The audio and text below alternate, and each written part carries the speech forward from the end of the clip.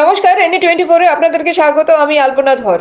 মাতৃভূমি কাপে ইসলামাবাদের বৃহৎ জয়। বৃহস্পতিবার মাতৃভূমি cup prize money knockout football tournament league খেলায় বৃহৎ ব্যবধানে জিতল ইসলামাবাদ 11 ব্রাদার্স এফসি।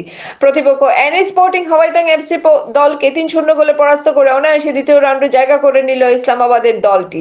ধলাইয়ের বাম নিত্যানন্দ উচ্চতর মাধ্যমিক বিদ্যালয়ের মাঠের খেলায় প্রথমার্ধে 1-0 গোলে এগিয়ে থাকে ইসলামাবাদ 11 ব্রাদার্স এফসি। গোল করেন জোশুয়া মার। দ্বিতীয়ার্ধে ম্যাচের 55 ও 64 মিনিটে ইসলামাবাদ এফসি দলের হয়ে গোল করেন মুন ও ধ্রুব।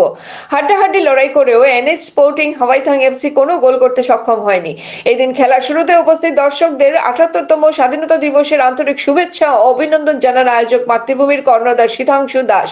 উল্লেখ্য, এদিন ম্যাচের সেরা খেলোয়াড় হিসেবে নির্বাচিত হন ইসলামাবাদ 11 ব্রাদার্স এফসি দলের খেলোয়াড় ধ্রুব।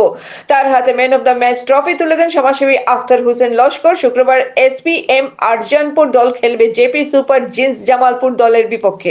এভাবে আরো খবর পেতে এনি 24 ইউটিউব চ্যানেলকে সাবস্ক্রাইব ও ফেসবুক পেজকে ফলো করে আমাদের পাশে থাকুন।